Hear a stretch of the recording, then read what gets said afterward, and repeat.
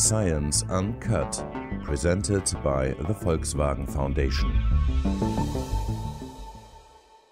In previous works, I have been studying the relationship between objects classified as ethnographic objects and the people that those items represent. Here, I am going to start around 2000, when the Museum of World Culture became a fact in Göteborg. The Swedish government decided in 1996 the creation of a new museum, placed it in the second city of Sweden, Göteborg.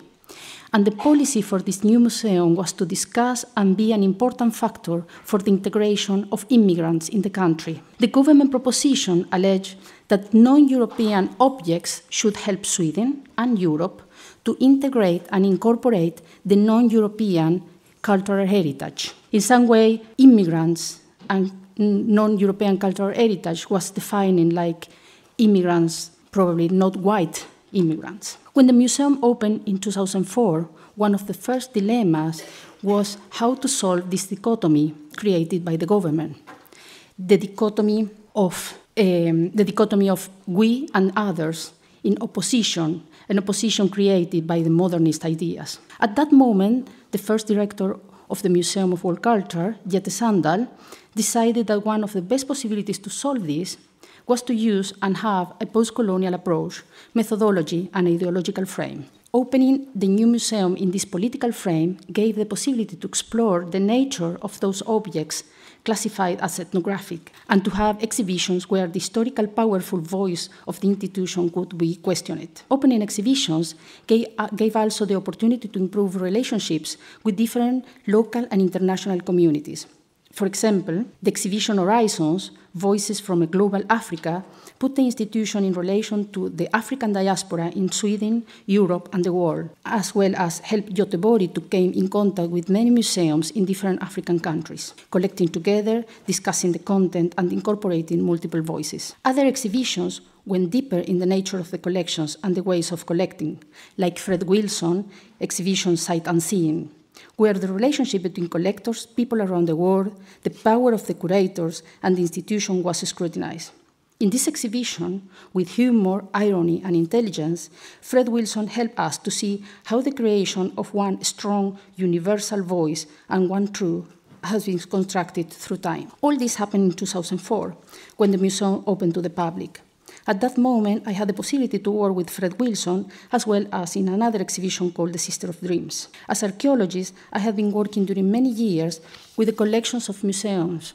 However, at that point, I had never been questioning myself about the power of curatorship and how knowledge had been constructed and reproduced around the collections. I started to see historically how collections had been interpreted and used since they came to Sweden. So now I would like to present quickly how those objects have been used through time in the city of Göteborg. Göteborg is the second city of Sweden and always have the problem in front of Stockholm. Göteborg became quickly an important harbor, and the rich class of the city could establish and develop the spirit of the city until today.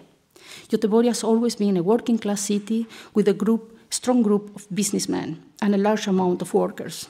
However, in the last part of the 19th century, the businessmen observed that they could not compete with Stockholm in topics of culture, arts, and sciences. So at that moment, they put a lot of emphasis in the creation of libraries, the first university, and the first city museum. In this museum, objects coming from outside Göteborg, they could be from all the world or from Stockholm, were together under the concept of ethnography. Those objects were donations made by rich people, especially of those traveling to Orient, or, for example, by captains of different ships coming back to Sweden. The exhibition with those objects were in the most important room of the building used as a museum, in the top of their house where the society members had their meetings. Those objects represented at that moment that Göteborg was a cosmopolitan city, that the citizens had contacts overseas, and that the city was an important international harbor. In the beginning of the 20th century, the idea of ethnography changed deeply. The objects started to represent the lower classes. Objects coming from higher classes became part of the historical department. However, after 20 years, a new idea came up, and that ethnography was about people excluded from national projects, inside and outside Sweden. For example, we have Sami collections, that they are European, but classified as non-European. So these are the new exhibitions that came at that moment. The exhibition started to be geographical.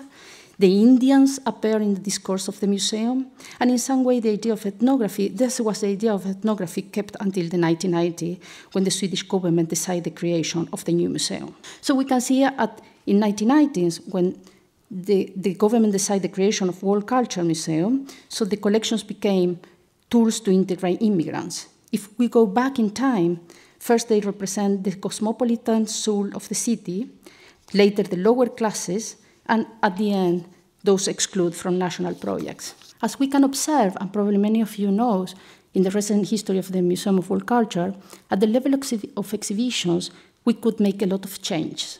The way of doing exhibitions changed profoundly, and many topics could be discussed for the first time, like Swedish colonialism, racism, sexism, etc. However, in the level of collection management, very little could be changed at that moment. Probably because the lack of time, but also because in the management of collections is where all the practice of ethnography is deep-rooted. The knowledge around the objects had been constructed in many cases during long time, and in the case of Göteborg, by Swedish male ethnographers, white men from higher classes. The relationship between the curators and the people that they collected could be friendly in many cases, but in very unbalanced situation of power. The knowledge around the objects that we have today is rooted in ideas of modernism, racism, exclusion, and the information is considered neutral by us, by the curators at the museum. The knowledge is undisputable, universal. However, on the contrary, that the public belief is not so large. In the case of Göteborg, probably we know 5% of our collections. Probably only those have some information, and many of the information that it's there, that it's not made by the Swedish ethnographer, is considered sometimes like they have always adjectives.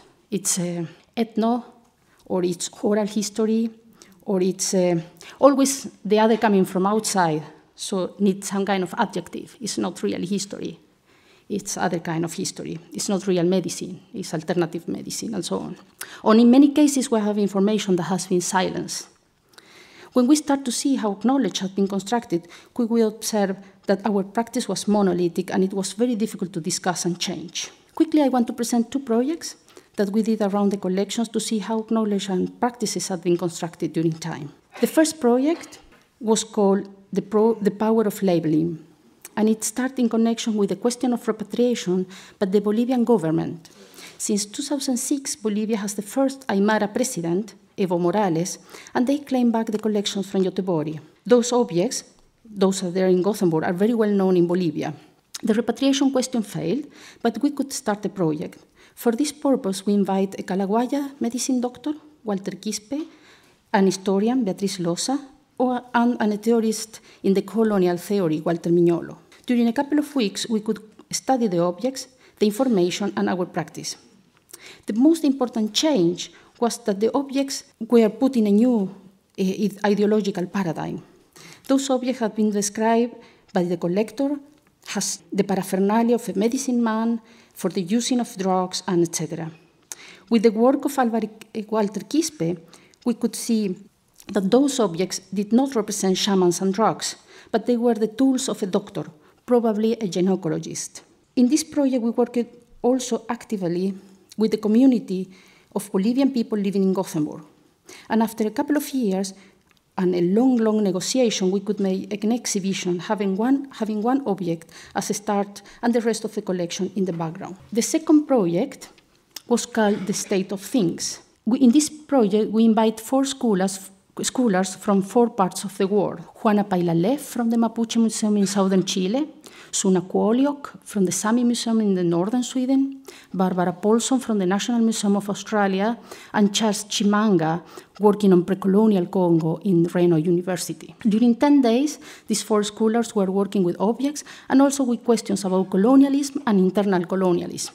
In the case, for example, of the Mapuches and the Sami, is a big question. Quickly, we could learn how objects coming from internal colonialism situations often were described and used in the same way, independently of countries and parts of the world. The experience with this project was incredibly important for us.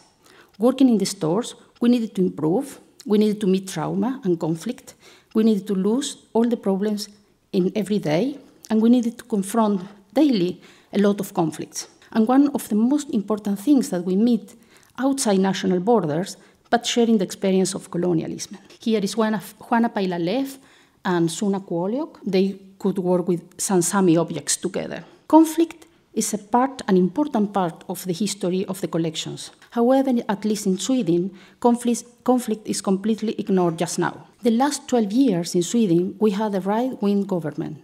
We are a national institution, and we get every year a formal letter about what we are going to do, to discuss, and to present. These last 12 years, we could see how deep social problems like racism had been reduced to problems of tolerance, instead of accepting that racism is deep-rooted in the nation and in its institutions. At the level of the museum, we can observe that the exhibitions primarily will have a touch of feeling good, finding and presenting things that we share, that we have in common as human beings. In the new direction of the institution, we went from being a place to allow conflicts and try to go deep in them, to be an institution that wants to be the Gothenburgers' living room. The concept of living room is very complex. Instead, to allow the conflict that we need for the understanding of the collections and the immigrants living in the country, the concept of living room is going back to the idea of hospitality and tolerance. You are welcome in my house. To finish my presentation, I want to share this text from Eduardo Galeano. In some way, this text represents how ethnographic collections have and have been used and classified the last 100 years in Sweden. They represent the nobodies, and it's because we could probably and often can be unpunished in the way that we have been treated them. Thank you so much.